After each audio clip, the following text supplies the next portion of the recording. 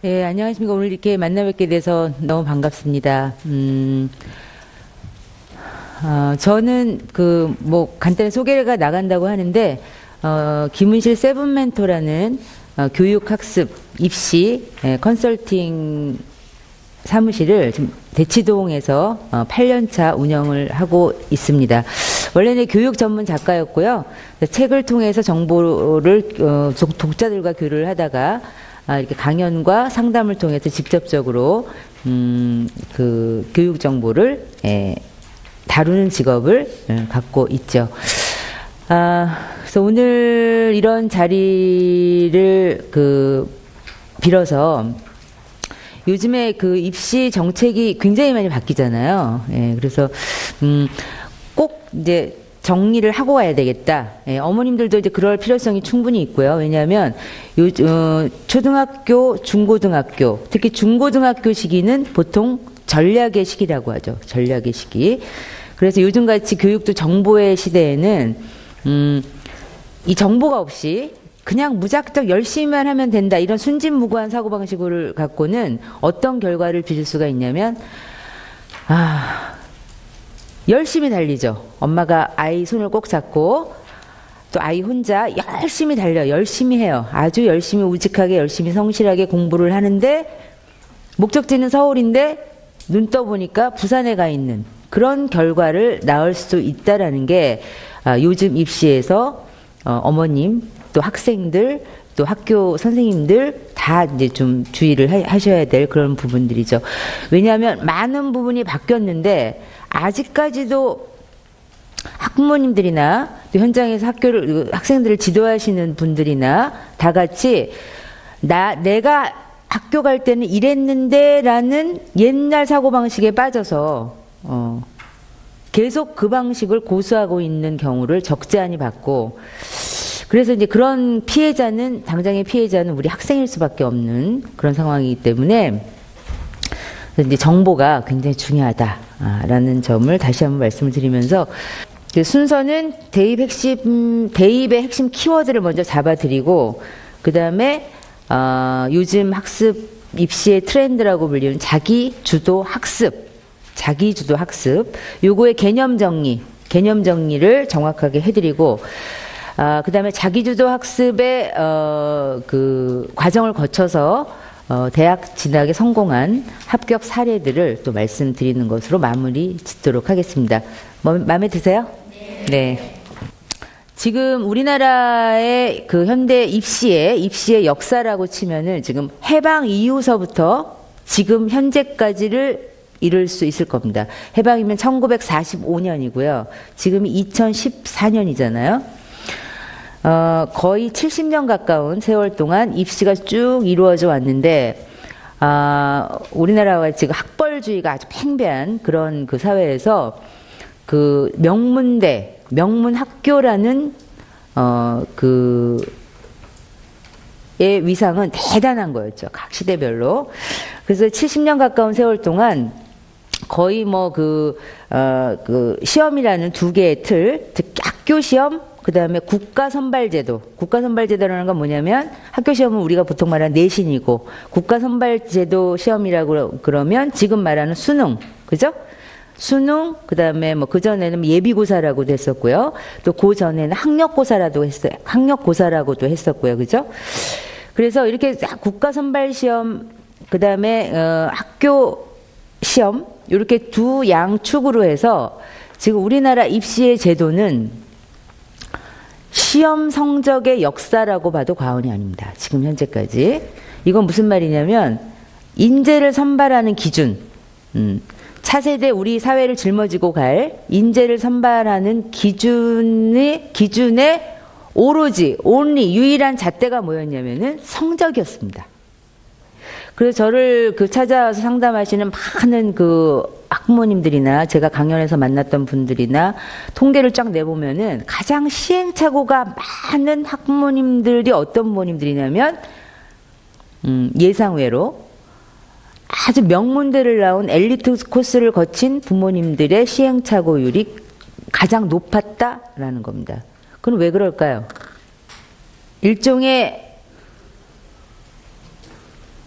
자만심이라고도 할 수 있겠죠. 자기가 이렇게 하니까 되더라. 그러니까 너도 그렇게 해라. 라고 자식한테 아주 자신감 있게 얘기를 해주는 거죠. 그래서 학교 공부 열심히 하고 수능 성적 많이 좋게 따면 수능 고득점 받으면 좋은 대학 갈 수 있다. 다른 게 뭐 필요 있느냐. 그죠?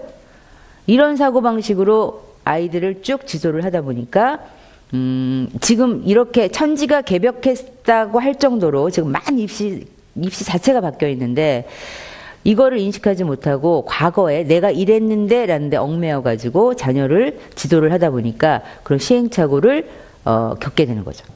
제가 이제 말씀드리고자 하는 거는 내가 어릴 때 이랬는데 내가 학교 갈 때 이랬는데 아집에 더 이상 빠져 있지 마시고요. 그건 굉장히 곤란한 결과를 낳을 수도 있습니다. 지금 이렇게 바뀌는 입시제도에 대해서 과감하게 세수를 세부대에 담는 그런 마음으로 새로운 입시정부에 굉장히 빠르게 적응을 해야 된다라는 점을 강조해드리기 위해서 말씀드렸습니다. 그래서 지금 인재를 뽑는 기준이 오로지 시험 점수였다. 예.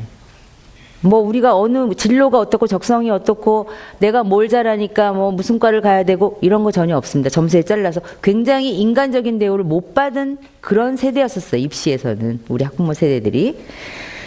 예. 그래서 근데 이제 그 점수로 인재를 선발하는 그 기준이 점점점 첨예화되고 사실은 이게 그래서 요즘에는 원점수만 보는 게 아니고 어떻게 보나요? 백분위. 그 원점수는 얘가 총 100점 중에 몇 점을 맞았다. 이게 원점수고요. 백분위. 전국에 얘를 100단위로 나뉘어 가지고 얘가 몇 프로에 속하느냐. 98%에 98%, 99%?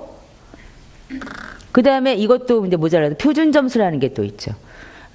그 과목이 어려우면 표준 점수가 높아지고 얘가 맞은 점수가 좋을 경우에 이렇게 아주 과학적이고 첨예한 성적 통계 시스템을 가지고 지금 우리 아이들이 얼마나 학교 내신 수학능력 시험을 잘 보고 시험을 정성적을 잘 내고 있느냐 이거를 지금 평가하는 그런 시대가 아직까지도 이어지고 있다는 거죠.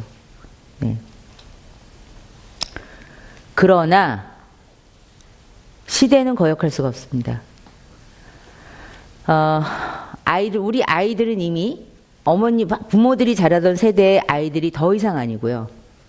정보의 시대를 살고 있는 아이들이고, 그 다음에 새로운 현대적 인재상은 지금 예전하고 완전히 바뀌었습니다. 창의적 인재, 통합형 인재, 글로벌 인재, 인문학적 인재, 이런 식으로 새로운 현대적 인재상이 지금 이미 바뀌었기 때문에 과거의 그런 어떤 인재를 선발하는 기준으로는 지금의 우리 아이들을 키워내기가 힘들어졌다는 얘기입니다. 그렇다면 인재를 선발하는 기준 자체가, 척도 자체가 달라져야 되겠죠. 이거는 우리나라뿐만이 아니라 전 세계적인 그 흐름의 일환이기 때문에 거역할 수가 없는 대세라고 보여집니다. 따라서 우리 한국도 지금 입시제도가 이러한 방향에 맞춰서 아주 어렵지만 서서히 나아가고 있다라는 게 가장 큰 흐름입니다. 그래서 요거의 중심축을 잡고 어떻게 그런 변해가느냐, 그 점을 지금 이제 하나하나 설명해 드리도록 하겠습니다. 자, 첫 장에 지금 자료집 나간 거 있으시죠? 대입 핵심 키워드입니다. 지금 이 과거에 정시밖에 없었던 그런 시험 구조에서 이제는 수시, 정시로 나뉘어져서 시험을 치르고요. 지금 MB 정부, 그 다음 박근혜 정부 들어서면서 가장 눈에 띄게 우리가 핵심 포인트를 잡고 나가야 될 것이 뭐가 있냐면 뭡니까? 간소화? 간소화는 간소화인데 뭐를 가장 중요시 여긴다고 하죠? 5글자. 7글자구나. 네? 네? 자기주도 학습? 박근혜 정부가 들어서면서 지금 수시에서 가장 중점적으로 지금 그 핵심으로 들고 나가고자 하는 그 핵심 포인트가 학교생활 기록부입니다. 학교생활 기록. 학교생활 기록부로부터 시작이 되면 됩니다. 그래서 박근혜 정부는 지금 뭐 그 입시 제도가 워낙 복잡했잖아요. 입시 전형이. 지금 뭐 고등학생 자녀를 키워보신 분들, 대학을 보내신 분들은 뼈저리게 느끼셨겠지만 입시 전형이 3,000여 개가 넘었다. 뭐 이랬었잖아요. 정말로 이거는 대학 입시 전형 학과를 따로 다니지 않는 이상, 전문적으로 공부를 하지 않는 이상 이걸 제대로 알 수가 없어요. 그죠? 그래서 이걸 간소화시켜라. 그럴 필요가 뭐 있냐. 근데 그도 그럴 것이 지금 잘 보세요. 제가 불러드린 이게 전형의 이름인데 이게 어떤 전형인지 한번 어머님들께서 유추를 해보시기 바랍니다. 창의 인재 전형, 자기 추천 전형, 미래 인재 전형, 네오 르네상스 전형, 다빈치형 인재 전형. 이게 무슨 전형을 말하는 것 같습니까? 이게 올해 치러진 지난해 입시까지 적용됐던 전형입니다. 이걸 무슨 전형을 이루는 것 같습니까? 입학사정관제 전형이라는 게 있었죠? 그게 지금 이제 학생부 종합으로 다 바뀌게 됐는데, 입학사정관제 전형을 이루는 또 다른 이름들의 대학의 전형 이름이었습니다. 근데 입학사정관제라고 하면 될 텐데, 학교마다 이게 다 달라요. 도대체 이게 뭐가 뭔지 학교마다 다 일일이 다 들어가서, 또 수시 지금 뭐 6개로 제한이 돼 있지만 과거에는 뭐 무한대로 쓸 수 있었잖아요. 이 학교들마다 이거 다 들어가야 돼. 한 학교에도 몇 개씩 돼요. 이 입학사정관 전형만. 이거는 제가 보기엔 굉장히 불편하고 너무 쓸데없이 어렵게 만들어놨고, 따라서 이걸 간소화시켜라. 그래서 지금 이제 올해 작업을 지금 하고 있는 게, 수시는 4개 전형으로 축소시키고 정시는 2개 전형으로 총합해서 6개 전형을 넘어가지 말아라. 이렇게 된 거죠. 네. 그래서 이제 아직 그 3월, 4월 이때 대입 그 확정안이 발표가 되기 전까지는 이제 이것들이 정리정돈이 좀 되고 있을 텐데, 따라서 이 부분을 우리가 그러면 과거의 입시 전형하고 좀 어떻게 바뀌는 거냐, 그거를 지금 제대로 알아두시는 게 매우 중요하죠. 예. 예전에는 고등학교 3년, 1년 딱 준비해가지고 그 전까지 놀다가 고3 1년 딱 준비해서 서울대 갔다라고 하는 전설의 오빠들이 좀 있었습니다. 예? 개천에서 용돈 난다 그러고 그런 전설의 오빠들이 있었는데 요즘에는 그게 안 됩니다. 예.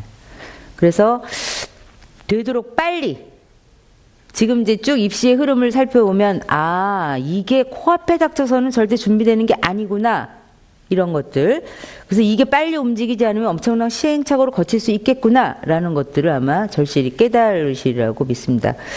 그래서 여기 보면, 지금 이제 수시에, 잘 보세요. 학생부라는 말이 여기 나오게 됩니다. 학생부는 학교생활기록부. 예, 학교생활기록부인데 학생부라고 하면 학생부가 뭐야? 무슨 부서 이름이야? 이렇게 하시는 어머님들이 있는데, 그죠? 이 정도는 알아두셔야죠. 학생부 전형이 있고요. 그 다음에 논술 전형이 있고 특기자 전형, 이렇게 3가지. 여기서 이제 4가지라고 하면은 학생부에서 2가지로 나눠지는 겁니다. 학생부 교과 전형, 학생부 종합 전형입니다. 이렇게 4가지가 되고요. 그 다음에 정시에서는 수능이 남게 되는 거죠. 수능하고 이제 실기 전형 이런 게 있는데, 그거는 특수한 그 경우이기 때문에 지금 수능만 뽑아놨습니다. 그래서 수시에 보면 학생부의 교과와 학생부 종합이 있습니다. 학생부 교과와 학생부 종합, 논술, 특기자, 요 4가지 영역 중에서, 그 다음에 정시의 수능까지 요 5가지 영역 중에서 우리 아이는 어느 전형을 선택하는 게 유리하느냐, 이게 바로 입시 전략의 시작입니다. 자, 그러면 이게 학생부 교과 전형, 학생부 종합 전형, 이게 뭘 말하는지 이걸 좀 정확하게 아셔야 되겠죠? 그래서 학생부 교과 전형은 뭡니까? 굉장히 쉽게 풀어놨기 때문에 이제 학생부 교과 전형은 말 그대로 내신 성적 좋은 애들, 그죠? 네. 내신 성적으로 대학 가는 애들, 어떤 애들입니까? 대학도 대학 나름이죠. 네? 그 어머님들 보면 이제 대학 그러면은 초등학교 6학년 때까지는 대학이 딱 대한민국에 3개밖에 없는 줄 알아.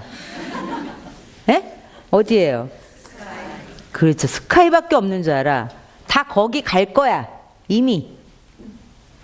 그러다가 그 눈높이가 점점 낮아지기 시작하고 표정이 어두워지기 시작하는 게 언제부터입니까? 멀지도 않아. 중1 첫 시험 딱 치르자마자 벌써 반토막 납니다. 머리가 약간 나쁜 엄마들이 끝까지 그 희망을 갖고 가.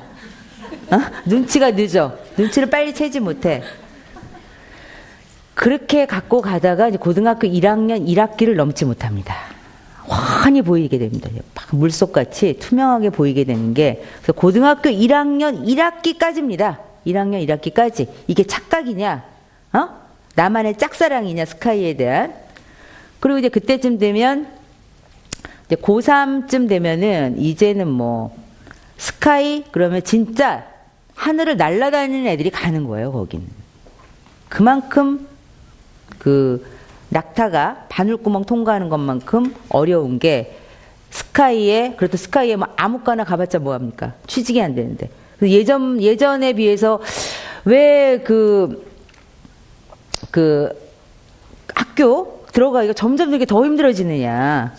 애들 뭐 우리 다닐 때는 학원도 안 다니고 했는데도 쑥쑥 들어갔는데 온갖 학원 다 보내고 사교육비 엄청나게 드리고 하면서도 노력을 하는데 왜 점점 좋은 학교는 들어가기가 님은 먼 곳에 점점 더 멀어져만 가느냐. 그런 거 같지 않으세요? 더 어려워집니다. 그럼 교과, 내신으로 좋은 대학 가자. 지금 여기 어머님들 보통 이제 고등학교 뭐 2학년, 1학년 그 이하들이시기 때문에 아직까지는 그죠? 아직까지는 상위 15개 대학 정도까지는 우리 아이가 어떻게 요번 방학 잘 넘기면 될 수 있지 않을까? 뭐 아직 희망을 이제 이렇게 갖고 계실 수도 있습니다. 그래서 거기까지 우리가 희망의 끈을 놓지 않은 선에서 상위 15개 대학까지 가자 이렇게 된다 그러면 보통 우리 아이가 그 공부를 얼마나 해야 된다고 생각하십니까? 상위 15개 대학. 뭐 이거 서열화라고 하기 때문에 굳이 대학은 제가 말하지 않겠습니다. 상위 15개 대학.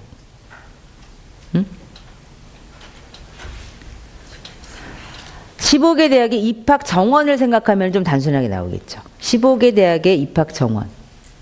우리 아이들이 그러니까 한 해에 뽑는 대학 입학 정원이 약 37만 명 정도 됩니다. 37만 명 정도. 응시하는 아이들은 평균 한 60만 명 정도 되고요.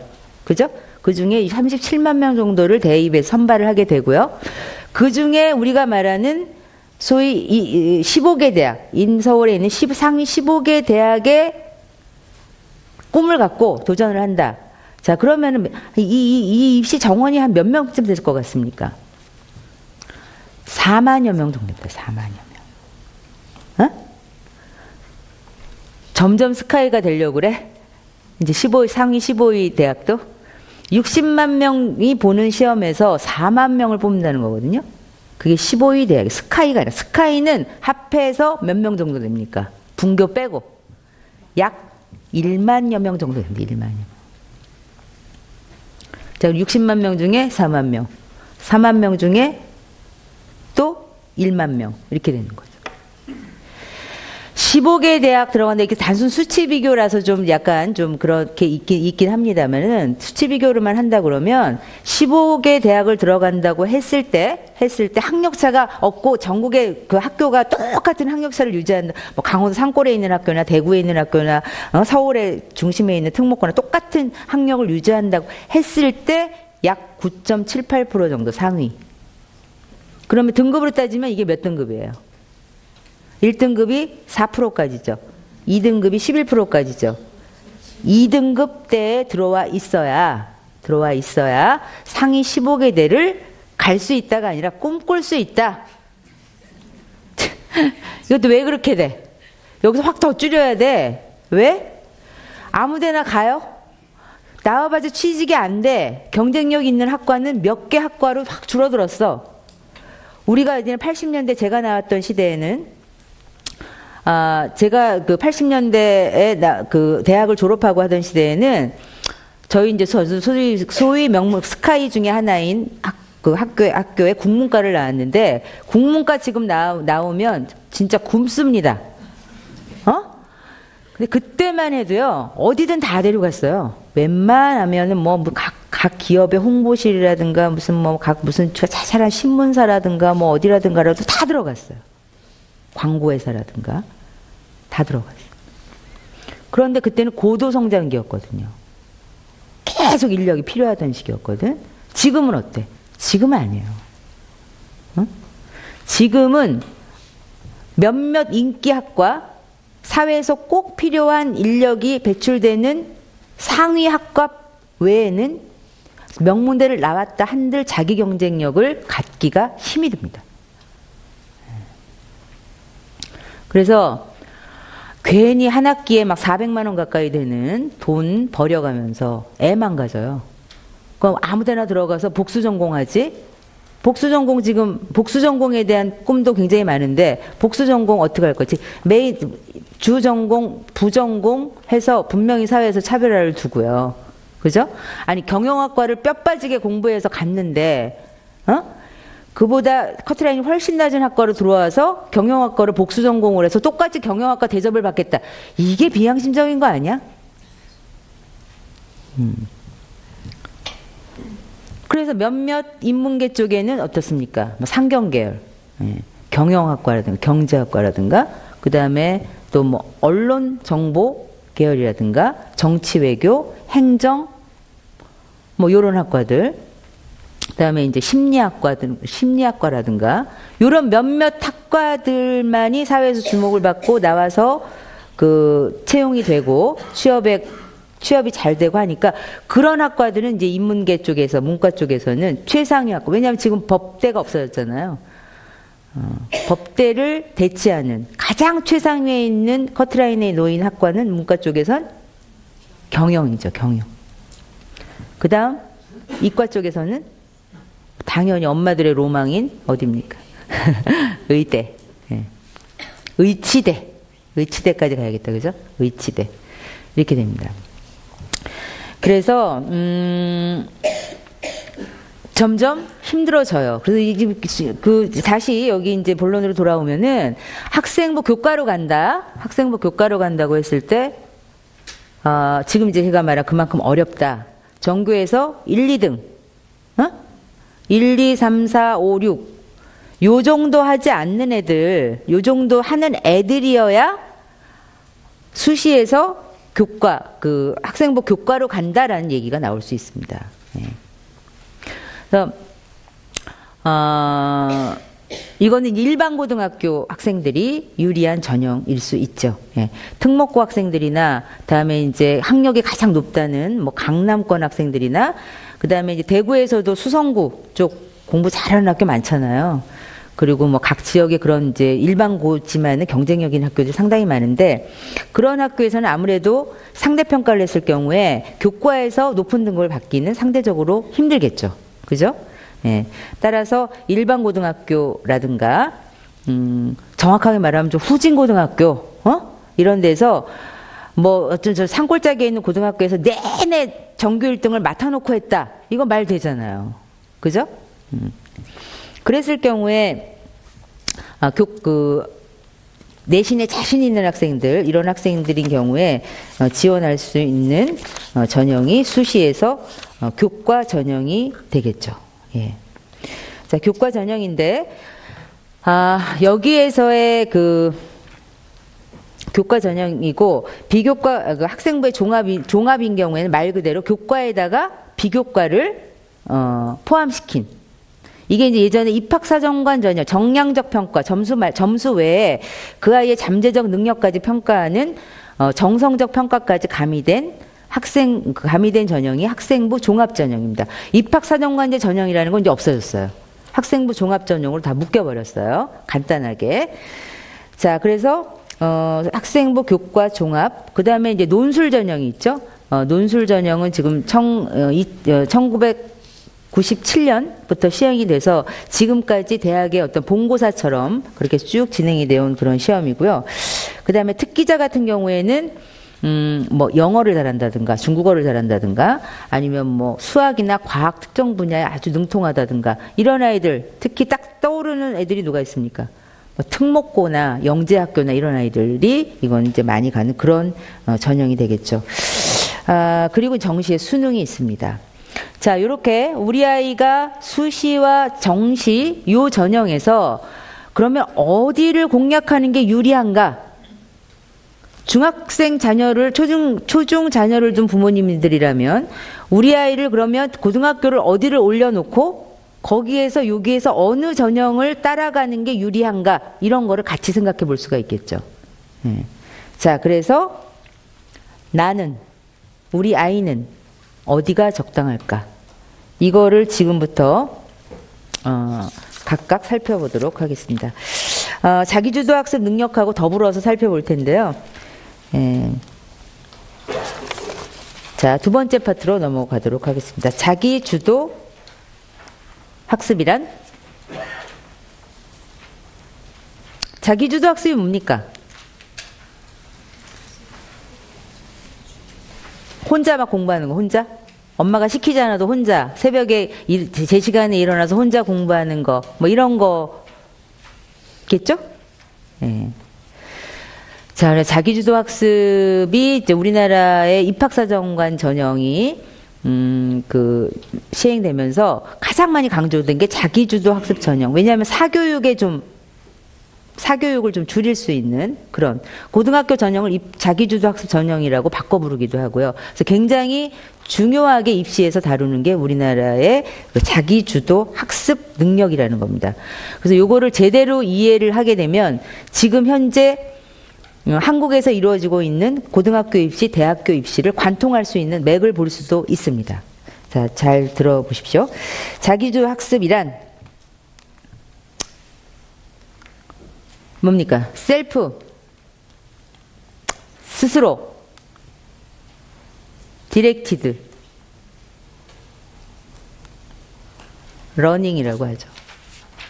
자, 이거를 다 합해서 5글자로 표현하면 뭐가 됩니까? 자발적 공부, 자발적 학습 이렇게 되는 거죠. 스스로 자기가 동기부여가 돼서 움직여서 하는 거예요. 말은 되게 쉽지만 쉬워요? 맨날 고등학교 때 12년 동안이 애들하고의 전쟁이야. 지지고 볶고. 어? 자, 우리 아이는 절대 이렇게 될 수 없다.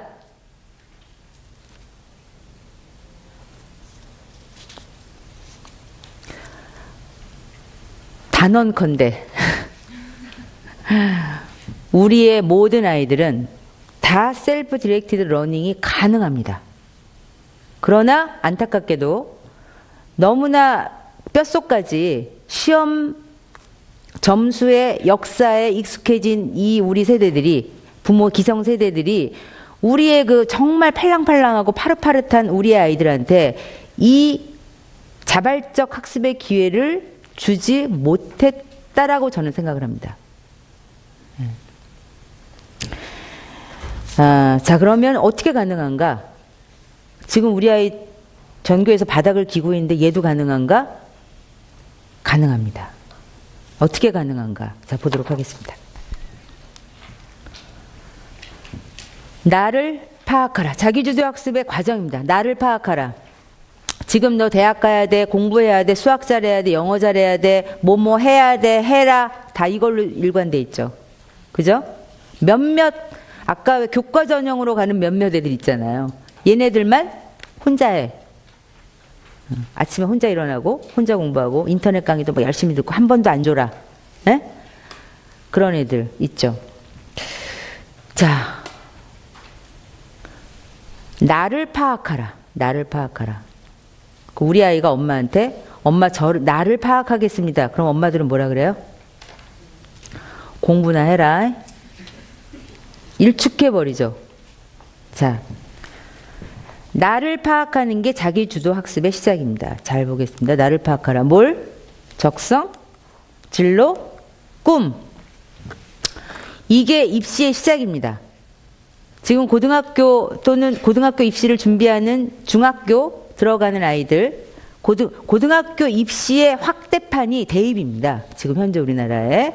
거기서 축이 뭐냐면 아까 학생부 종합전형 얘기했었죠. 종합전형에서 공부만 잘하는 아이가 아니라 기타 등등 자기 목적의식을 가지고 비교과 영역이 뭐가 있습니까? 동아리나 체험이나 독서나 그죠?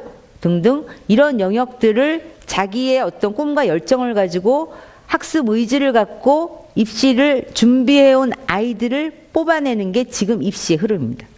고등학교는 다 그렇습니다. 특목고 자사고는. 다 학생부 종합 전형과 같은 유형입니다. 자기주도 학습 전형이라는 게 고입에서. 그 다음에 대입에서는 지금 워낙 이게 중요한 시험이기 때문에 촘촘하게 섬세하게 좀 나눠져 있는 건데 일단 우리 아이가 자기가 발동이 걸려서 셀프 디렉티드 러닝을 하기 위해서는 나를 파악해야 됩니다. 내가 어떤 사람인가? 나는 어떤 성격의 어떤 유형의 사람이고 나는 무엇을 좋아하고 나는 무엇을 잘할 수 있고 나의 꿈은 무엇이고 이거에 대한 본격적인 지도가 가정에서의 지도, 학교에서의 지도가 활발하게 이루어져야 됩니다. 지금 이제 그게 지금 약간 미흡하게 이루어지고 있기 때문에 그런데 이 지도는 초등학생 때부터 가정에서부터 학교, 사회에서 아주 강력하게 이루어져야 됩니다. 그래서 우리 아이들이 야 초등학교 6학년, 중학교 1학년이 뭘 알아서 나중에 내가 뭘 된대. 이거는 부모님들이 그런 교육을 받아본 적이 없기 때문에 아예 이거 신경을 안 써서 그런 거거든요. 항상 아이가 뭘 잘하는지 우리는 그동안에 아이한테서 뭐만 봤습니까? 시험 성적만 읽어내려고 노력을 했습니다. 그러나 아이들한테는 이제는 그런 인재는 제가 필요 없는 시대가 됐다 그랬잖아요. 아이 개개의 타고난 달란트, 잠재력, 정성적 능력 이런 것들이 뭔가를 파악하고 얘가 뭘 좋아하는가, 뭘 하면 잘할 수 있는가. 그래서 그걸로 해서 제가 어떻게 밥을 먹고 잘 살 수 있을까 이것까지 연결하는 이 진로지도, 진로 적성 지도 요 부분에 대해서 아이가 일찌감치 눈을 뜨고 그런 진로 성숙도가 높은 아이들 같은 경우에 요즘 입시에서 셀프 디렉티드 러닝을 발동할 가능성이 가장 높은 아이들이다. 그래서 꿈을 얘기하는데 고등학생인데 너 나중에 뭐 되고 싶으면 자소서를 써야 되잖아요. 뭐 되고 싶으냐? 그럼 그때까지 이렇게 말하는 애들 있어. 과학자요. 선생님이요. 교수요. 자, 고등학교 정도 되면 꿈은 굉장히 구체화돼야 됩니다. 그죠? 과학자 중에서도 아주 구체화시켜서 뭐 해양 로봇을 만드는 해양 로봇 전문가가 되겠다든가, 그죠? 뭐 경제 경영 쪽에 관심이 많다 이 정도가 아니라 경제 경영을 가겠다 이 정도가 아니라 뭐 명품 마케팅을 전문으로 하는 명품 마케터가 되겠다라든가 아주 고등학교 정도가 되면 구체화돼서 자기의 진로 꿈이 나와줘야 되는 겁니다. 네. 초등학교 때는 과학자, 중학교 때는 적어도 자기는 과학 중에서도 물리 쪽에 관심이 많다. 고등학교 때는 자기는 과학자 중에서도 물리 중에서도 로봇공학 쪽에 관심이 많다. 이런 식으로 점점점 구체화되는 진로 지도가 이루어져야 된다. 자, 이게 바로 뼈대를 세우는 일입니다. 뼈대. 자, 이게 생기면 아이의 꿈과 진로와 적성과 이 뼈대가 생기면 자기주도 학습은 이제는 자연스럽게 이루어질 겁니다. 얘를 중심으로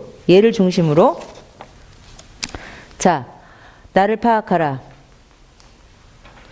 대학 입시 전형을 파악하라. 자, 이제 자기가 앞으로 뭐 예를 들어서 명품 마케터가 되고 싶다. 그러면 경제 경영 쪽에 자기가 전공을 해야 되겠다. 이렇게 나왔죠. 자, 그러면 거기까지 나왔으면 자, 그러면 내가 그럼 공부를 어디까지 해야 되고, 그죠? 대학 입시 전형이 어떤데 어느 학교를 갈 수 있고 이걸 알아야 되잖아요. 대학 입시 전형을 파악하라. 나는 수시형인가? 아까 말했죠? 정시형인가? 여기에서 이제 아이는 자기가 가장 유리한 전형으로 자기를 일단 앉혀놓고 거기에서 자기의 역량을 키워나가는 거예요. 이게 몇 학년 때 이루어져야 된다고요? 우리 중학교 때까지는 이미 지금 고등학교 이후부터 준비를 한다 치고 거기서부터 스타트를 한다 좀 빨리 할수록 유리하지만은 스타트를 한다고 치고 고등학교 올라왔다. 자, 이건 언제부터 이미 시작을 해야 된다? 고등학교 1학년 1학기 딱 지나가면 다 나옵니다. 그림. 나와요. 아직 2학년인데도 못 찾고 있다. 이건 문제가 상당히 심각한 거야. 3학년 내 코앞에 앞두고 있는데 지금 뭐가 뭔지 아직까지도 모르겠다. 매우 심각한 거죠. 자, 이렇게 해서 교과를 그러면 어떻게 전략을 짜느냐. 이제 전략의 시대라고 했잖아요. 자, 수시형 교과. 교과면 교과만 잘하면 되느냐? 지금 입시전형을 쭉 보면은 교과만 잘하면 되느냐? 내신이나 수능 이런 교과만 내신 교과만 잘하면 되느냐? 내신 학교 점수만 잘 받으면 된다? 된다 안 된다? 뭐 해야 돼요? 학생부 교과 전형으로 갔을 때 그거 아까 내신이라고 그랬잖아. 그럼 내신만 잘하면 돼? 그렇죠. 맞았습니다. 수능 최저 학력 기준을 반드시 수능 최저 학력을 걸어 놓습니다. 좋은 학교일수록. 왜냐하면 왜 그렇습니까? 교과 성적에 대한 신뢰도 이런 것들이 미약하기 때문에 그래요. 왜냐하면 이거는 뭐 학교 잘못도 아니고 대학 잘못도 아니고 전국적으로 봤을 때 이 그 학교의 학교 간 학력차, 지역 간 학력차가 너무 심각해요. 예를 들면 객관적 그 통계 자료에 보면 지금 지방에 있는 학생들이 100명 중에 한 명이 스카이를 갈 때 강남 쪽 아이들은 100명 중에 10명이 스카이를 간다는 거예요.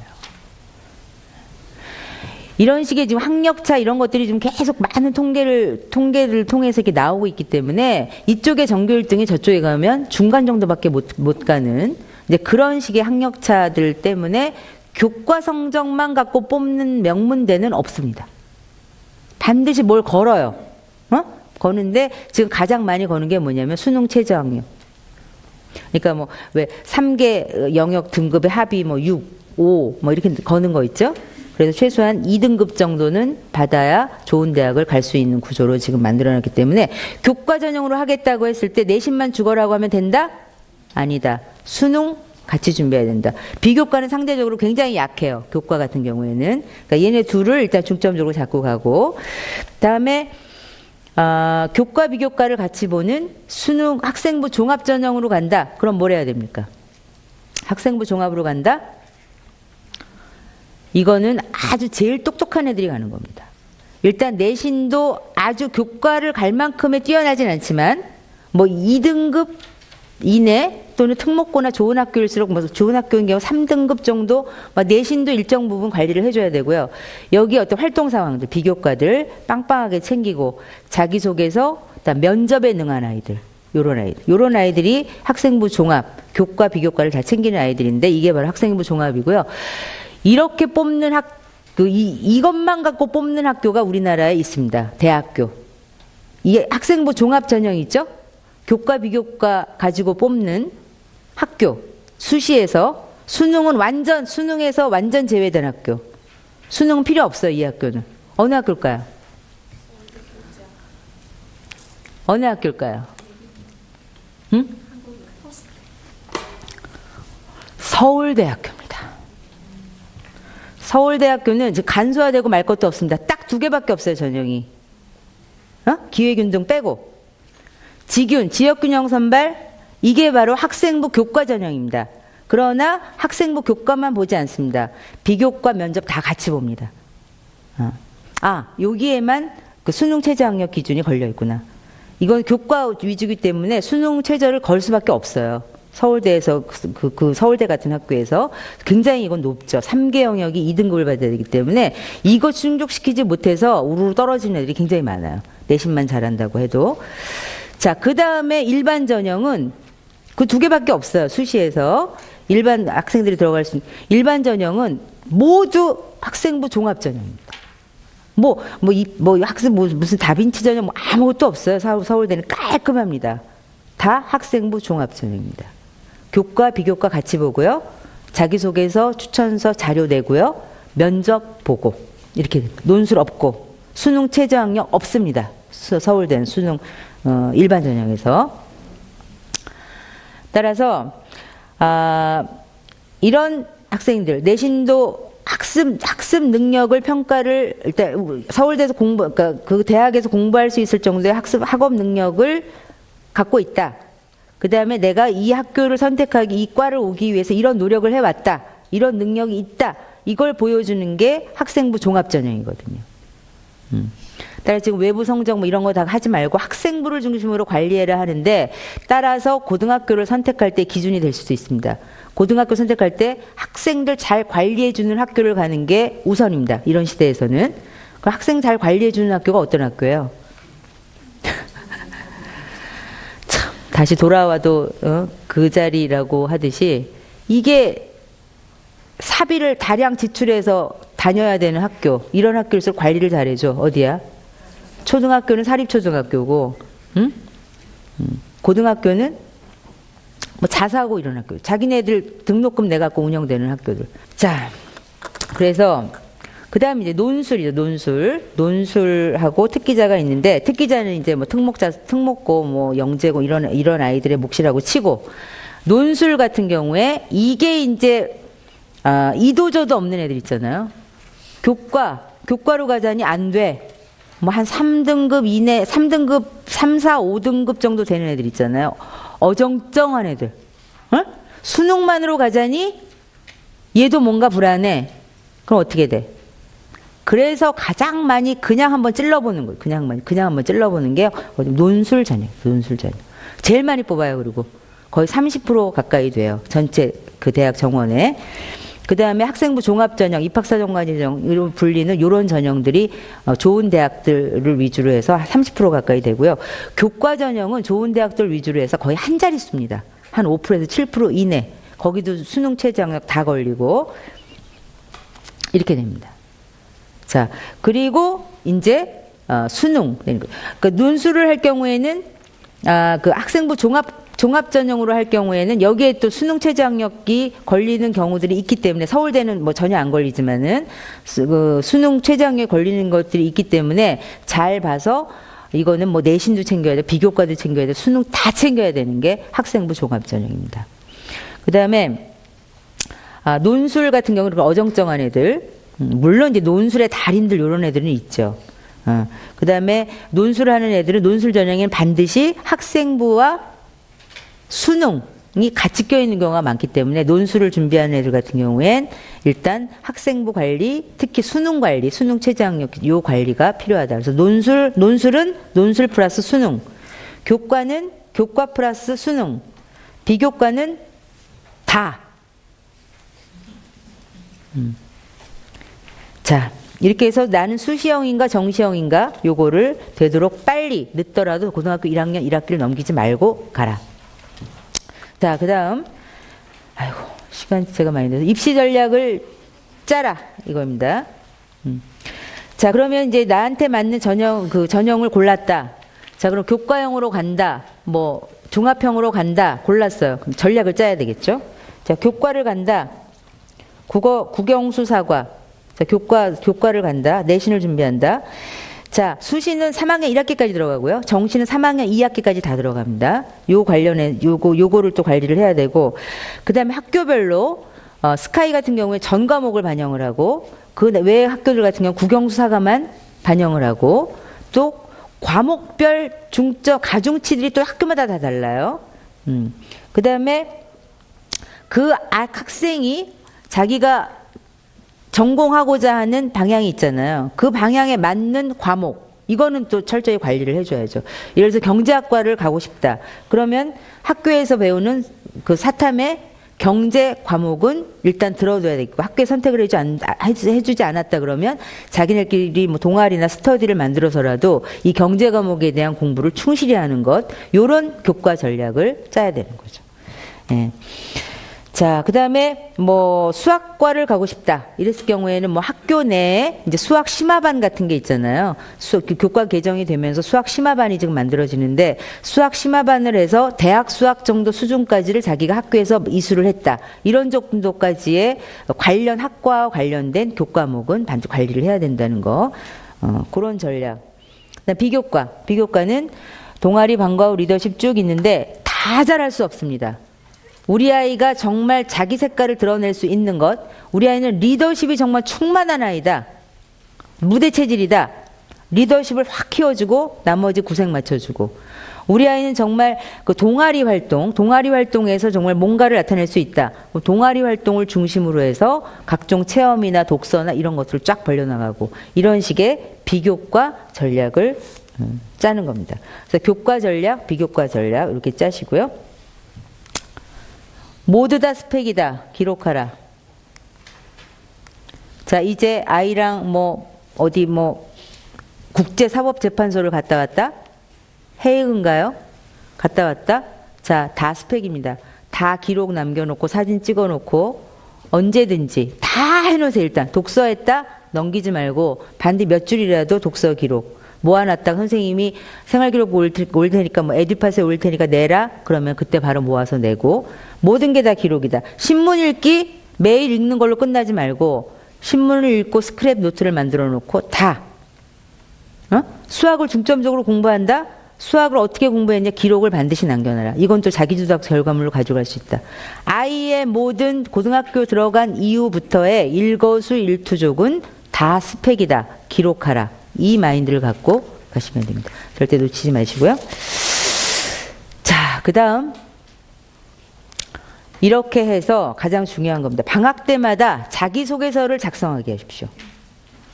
입시 코앞에 두고 작성하는 게 아니라 고등학교 1학년 여름방학, 고등학교 1학년 겨울방학, 2학년 1학기 여름방학 거기 항목마다 자기가 학업 능력을 여기 항목들이 있잖아요. 자기소개서. 노력, 향상시키기 위한 노력, 의미가 있다고 생각하는 활동, 책 써보는 거예요. 그러면 아이가 뼈저리게 느낍니다. 내가 쓸 게 너무 없구나. 한 게 너무 없구나. 내가 이게 구체화돼서 나옵니다. 그냥 뭘 해야겠다 이게 아니고. 무슨 말인지 아시겠죠? 그래서 자기소개서를 방학 때마다 작성하라. 자, 하면서 스토리라인을 수정 보완하라. 이렇게 되는 겁니다.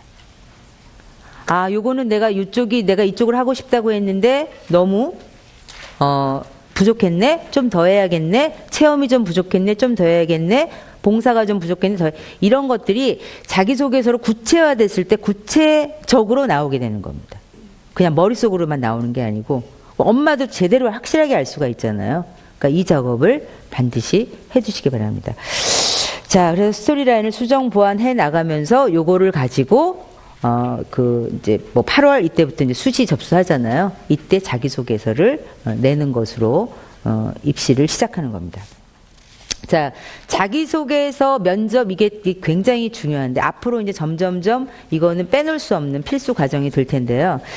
자, 지금 시간 관계상 마무리를 해야 되겠고요. 마무리를 하면서 이제 자기소개서는 이렇게 준비하고 써라라는 대표적 사례 한 가지, 뒤에 이제 합격 사례를 한번 쭉 읽어보시고 대표적 사례 한 가지를 말씀드리도록 하겠습니다. 자기소개서는요, 제가 또 제 책이 26권 있는 저자이지 책을 쓰는 사람이잖아요. 자기소개서에 관련해서는 정확하게 말씀드릴 수가 있는데, 자기소개서를 잘 쓰는 법, 컨셉을 갖고 시작해야 됩니다. 컨셉. 어디서나 본 듯한 자기소개서 안 됩니다. 퍼플카우, 보랏빛 소, 100마리 황금색 소 안에 한 마리의 보라색 소가 껴있을 때 눈에 확 띄는 리마커블, 이게 바로 이제 세스 고딘이라는 학자가 말한 보랏빛 소의 원리인데요. 우리 아이들의 보랏빛 소를 찾아내는 게 자기소개서의 시작입니다. 그래서 아이마다 다 달라야 되고, 자, 컨셉을 갖고 시작해라. 뭐냐? 자, 예를 들어 드릴게요. 서울대 간 아이인데 얘는 자기 컨셉을 어떻게 잡았냐면 실천하는 지식인, 이 아이의 아까 적성, 진로, 꿈 이런 거 있잖아요. 이런 거를 파악해서 어릴 때부터의 뭐 행동, 뭐야 이런 걸 해서 자기는 행동하는 지식인이 실천하는 지식인 상이 참 좋다. 여기까지 나왔어. 자, 요거를 맞춰가는 거야. 자, 고등학교 때 활동 상황. 실천하는 지식인 중에서 얘가 관심 있는 분야는 경제 분쟁의 조정인, 국제 경제 분쟁 조정인 요까지 왔어요. 자, 그럼 이걸 그냥 학문으로 연구할 수도 있고요. 교수가 될 수도 있고, 그지? 이걸 뭐 영화로 만들 수도 있고 다 할 수 있는데 얘는 실천하는 지식인이 되겠다. 따라서 그럼 뭘 해야 되나? 사회 참여 관련 활동을 하자. 고등학교 때 비교과입니다. 청소년 토론대회, 국제 청소년 학술대회, 여기서 연예인들의 노예계약, 뭐 동방신기 이런 거 있잖아요. 노예계약에 대한 실태를 조사한 논문 같은 것들을 작성을 해서 냈고요. 사회 참여 대회에 나갔고요. 동아리는 모의재판 동아리를 했고 경제 동아리를 했습니다. 이런 활동들, 일련의 활동들. 이렇게 자기 컨셉, 자기 주제를 갖고 스토리 라인을 갖고 고등학교 1학년 때부터 모든 게 스펙이라고 그랬죠. 여기에 요거를 깔고 이 위에 떡을 찌듯이 한 켜 스펙을 쌓아나가는 게 지금 입시의 대세인 학생부 종합 전형 자기소개서 면접을 준비하는 과정입니다. 네.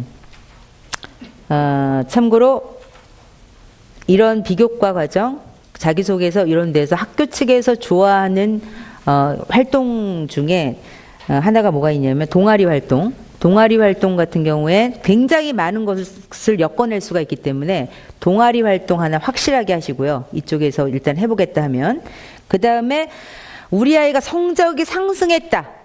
요걸 보여주는 게 서울대를 비롯해서 모든 대학에서 자기주도 학습 능력으로 가장 높이 평가하는 그런 영역입니다.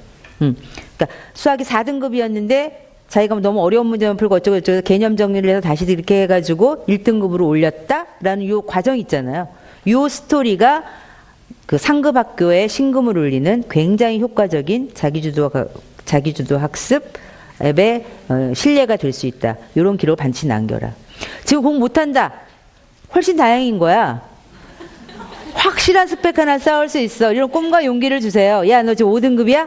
야, 이거 1등까지 올리자. 너 이거 갖고 대학 갈 수 있대. 말 되는 거거든. 과정을 그러나 아주 섬세하게 기록을 해. 스토리를 만들어 놓으세요. 당장 하나 시작할 수 있죠? 그치? 자, 시간이 다 된 관계로 좀 아쉽네요. 그죠? 여튼간 이렇게 바뀌는 입시 제도 아래서 꿋꿋하게 여튼간 제 방향 찾아 잘 가시고요. 저는 보라색 참 좋아합니다. 그리고 아까 말한 퍼플 카우 있잖아요. 퍼플 카우의 원칙. 우리 아이한테 숨겨진 보라색 찾기.